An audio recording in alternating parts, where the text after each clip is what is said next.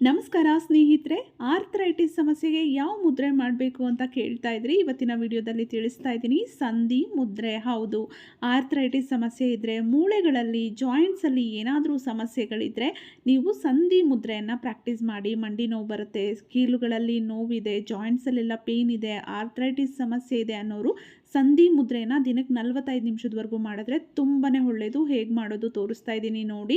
ನಿಮ್ಮ ಬಲಗೈಯಲ್ಲಿ ಪೃಥ್ವಿ ಮುದ್ರೆಯನ್ನು ಮಾಡಬೇಕು, ಎಡಗೈಯಲ್ಲಿ ಆಕಾಶ ಮುದ್ರೆಯನ್ನು ಮಾಡಬೇಕು. ನೋಡಿ, ಬಲಗೈಯ ಹೆಬ್ಬೆರಳಿಗೆ ಉಂಗುರದ ಬೆರಳು, ಎಡಗೈನ ಹೆಬ್ಬೆರಳಿಗೆ ಮಧ್ಯದ ಬೆರಳನ್ನು ಟಚ್ ಮಾಡಬೇಕು. ತುಂಬ ಜೋರಾಗಿ ಪ್ರೆಸ್ ಮಾಡಬೇಡಿ, ಜಸ್ಟ್ ಹಾಗೆ ಟಚ್ ಮಾಡಿ ನಿಮ್ಮ ತೊಡೆಗಳ ಮೇಲೆ ಇಟ್ಕೊಂಡು ಪ್ರಾಕ್ಟೀಸ್ ಮಾಡಿ. ದಿನಕ್ಕೆ ನೀವು ಇದನ್ನು 45 ನಿಮಿಷದವರೆಗೂ ಪ್ರಾಕ್ಟೀಸ್ ಮಾಡ್ಬೋದು. ಅಟ್ಲೀಸ್ಟ್ ಅರ್ಧ ಗಂಟೆನಾದರೂ ಪ್ರಾಕ್ಟೀಸ್ ಮಾಡಿ.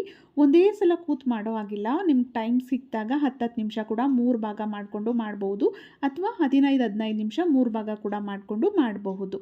ನೋಡಿ, ಇದು ಸಂಧಿ ಮುದ್ರೆ. ಈ ಮುದ್ರೆಯನ್ನು ಪ್ರಾಕ್ಟೀಸ್ ಮಾಡೋದ್ರಿಂದ ನಿಮ್ಮ ಜಾಯಿಂಟ್ಸಲ್ಲಿ ಏನೇ ಸಮಸ್ಯೆ ಇದ್ದರೂ ನಿವಾರಣೆ ಆಗುತ್ತೆ.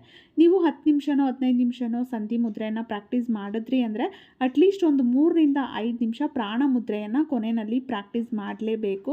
ಇದರಿಂದ ನಿಮಗೆ ಬೆನಿಫಿಟ್ ಡಬಲ್ ಆಗಿ ಸಿಗುತ್ತೆ ಸ್ನೇಹಿತರೆ. ನೋಡಿ, ಪ್ರಾಣ ಮುದ್ರೆ ಹೇಗೆ ಅಂದರೆ ಹೆಬ್ಬೆರಳಿಗೆ ಕಿರುಬೆರಳು, ಉಂಗುರದ ಬೆರಳು. ಇದು ನಿಮ್ಮ ದೇಹಕ್ಕೆ ಚೈತನ್ಯವನ್ನು ಕೊಡುತ್ತೆ, ಶಕ್ತಿ, ಎನರ್ಜಿಯನ್ನು ಕೊಡುತ್ತೆ ಅಂತಲೇ ಹೇಳ್ಬೋದು. ಜೊತೆಗೆ ನೀವು ಮೊದಲು ಮಾಡ್ತಿರಲ್ಲ ಮುದ್ರೆ, ಅದರದ್ದು 100% ರಿಸಲ್ಟ್ ಸಿಗೋದಕ್ಕೆ ಈ ಮುದ್ರೆ ತುಂಬ ಸಹಾಯ ಮಾಡುತ್ತೆ. ಹಾಗಾಗಿ ಯಾವುದೇ ಚಿಕಿತ್ಸಕ ಮುದ್ರೆಗಳು ಮಾಡಿದ ನಂತರ ಕೊನೆಯಲ್ಲಿ ಪ್ರಾಣ ಮುದ್ರೆಯನ್ನು ಒಂದು 5 ನಿಮಿಷ ಮಾಡಿದ್ರೆ ತುಂಬ ಒಳ್ಳೆ ಪ್ರಯೋಜನ ಸಿಗುತ್ತೆ. ನಿಮ್ಗೇನಾದರೂ ಆರ್ಥರೈಟಿಸ್ ಸಮಸ್ಯೆ, ಜಾಯಿಂಟ್ಸಲ್ಲಿ ಏನಾದರೂ ಪೇಯ್ನು ಆ ಥರದ್ದಿದ್ದರೆ ಸಂಧಿ ಮುದ್ರೆಯನ್ನು ಪ್ರಾಕ್ಟೀಸ್ ಮಾಡಿ. ಊಟ ಆಗಿದ ತಕ್ಷಣ ಮಾಡಬೇಡಿ, ಊಟಕ್ಕೆ ಮುಂಚೆ ಮಾಡಿ. Thank you.